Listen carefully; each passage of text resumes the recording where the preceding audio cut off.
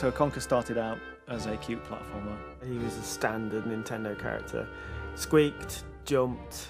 Mario 64 had just arrived on the scene, and that was a game changer, I suppose, in terms of the next generation of games. Of course, as soon as everyone saw that, we were like, okay, guess we better do something like that. There was an awful lot of content and there was lots of fun ideas, but it just really wasn't gelling as a finished game. And what happened was, as Banjo came along and they completely torpedoed us. I think Conker, as it was sort of floundering as a concept because it was too similar.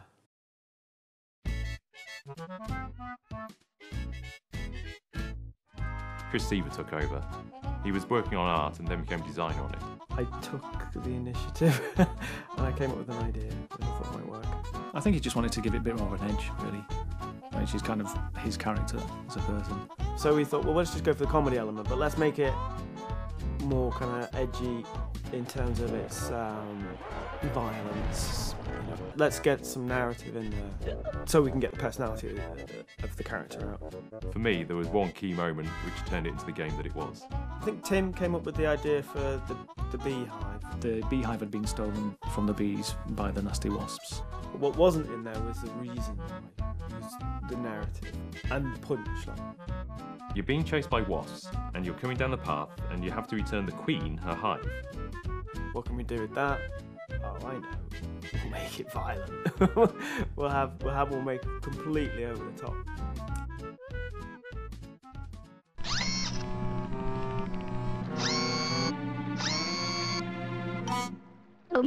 Eat that, mother buzzer.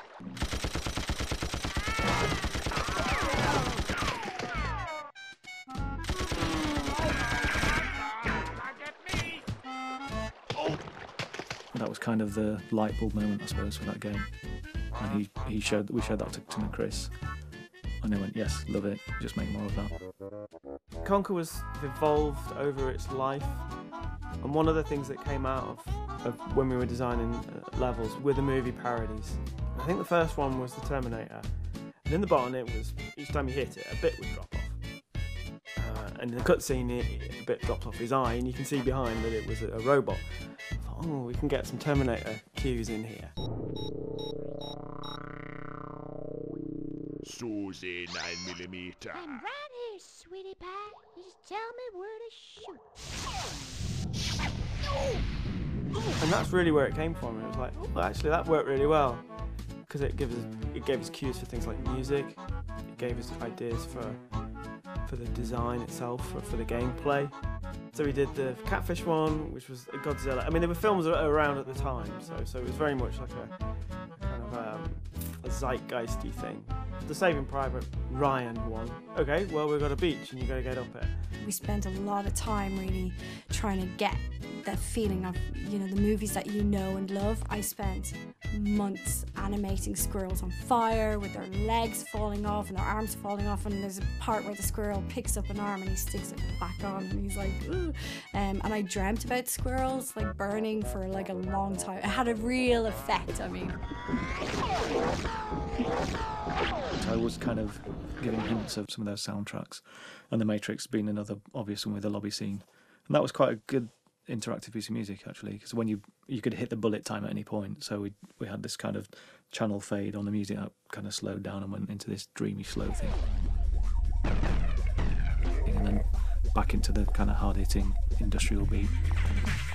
If it hadn't have been The Matrix, if the movie parodies hadn't been there, the gameplay would have been completely different and probably not as good. So it really complemented the game. Cutscenes were kind of the reward, the sort of payoff at the end of the joke, the equivalent of our, Mario style. We had no script whatsoever. You'd say it's kind of this, it's kind of that, and we would just bounce ideas backwards and forwards. I'd be constantly record. And I think that helped because it meant that it was a lot more fluid. This worked because Chris was designing it, so he had a very good understanding of what the next task was, what you were going to do. A lot of the creativity, certainly a lot of the funny stuff, just came out of the spontaneity of what we were doing. We were so excited whenever a new scene came in. We knew we had something special because we'd still be giggling about it months later. Just the way a certain animation was, or a way a certain word was said. You'd normally stick to death of a game by the time it's finished. Chris was doing like all the voices in Conker. He wanted me to do a couple of the other characters as well. So he goes to me, we want Barry to be like American, so can you do an American accent? And I was like, literally never been anywhere in my life. I'd just flown over from Dublin, and all I could think of was to add like every so often. It says, hi, you've reached like Barry's place. Awful. Even now when I hear it, I cringe.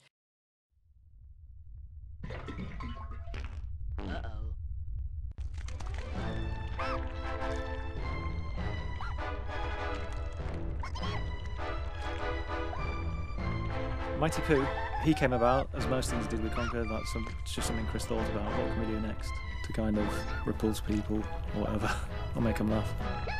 And he just said, I want a boss that's a big giant turd that sings an opera. Probably one of the most memorable characters in Conker. I am the great mighty Pooh, and I'm going to throw my shit at you. A huge supply of tish comes from my chocolate starfish. How about some scat, you little twat? It's really random. You're throwing toilet roll at a giant poo monster. So something beautiful had to come from that, and we're lucky it was Mr. Marlowe and his voice. He does a fair bit of sort of amateur dramatics, and he's well into his singing. So I know originally there were supposed to be these little sweet corn, and me and Ashton were going to be like the Mighty Pooh's backing singers. It's going to be hard to beat that. It'll probably be on my gravestone. Here lies Chris Marlowe, voice of the great mighty Pooh. Now that's what I call a bowel movement. So the original design was actually a lot bigger. It was a much bigger game. We built a map, and it kind of got added to. Things got merged into other things. Chris had the clever idea of getting the start sorted and the end sorted, and then it doesn't matter what you chop out of the middle, because people just won't know it was going to be there. When I started, there was this huge sprawling land. By the time I ended, like most of the edge worlds had been cut out, and we just had focused on these bits in the centre. I just remember looking at it one day and seeing lots of X's through a bunch of the worlds. We're like, we want to get this done in time. We're going to get rid of all this shit. Mainly, the game is intact. Most of the stuff, surprisingly, is kept in. I mean, if you look at the amount of mechanics that were in Conker, there's a lot. You know. Normally the first hour of a game is the most fun because it's all fresh. But with Conker, it's still fresh at the end, and I think that's possibly why when people play it, they're surprised. They go, ooh, I thought this was just about a swearing squirrel. There was an unveiling, I think it was in Vegas at some English pub, where they showed it to the press for the first time, because this was kind of, I suppose they were all thinking it was going to be 12 Tales, cutesy, sort of Mario-esque type platformer. They showed them the Great Mighty Pooh, which was the big thing where everyone just went, what is this? I don't know. Everyone was laughing and stuff, but I think there was probably as many people with their jaws on the floor going, this is Nintendo. Nintendo were very lenient, really, with an awful lot of stuff. And Nintendo really supported it, and to the point that at E3, even though they showed it behind closed doors, they built a proper bar where you had to show ID to go in, and you could grab a beer and play the game. I mean, I played it fairly recently, and I'm shocked at some of the stuff. I probably would change some of the stuff now. The obvious one is the sunflower. That whole sequence is like, no, I couldn't do that again. If it was made now, and if it was the same team, it wouldn't. I don't think we'd do a game that people would want, because they'd want the original Conker, but again, we're not the people to make that game, ironically, because we've changed. My tastes have changed and I've moved on. You'd have a hard time getting it made now. So the only way for anyone to play it is to play the original, because I don't think there's going to be anything like it again.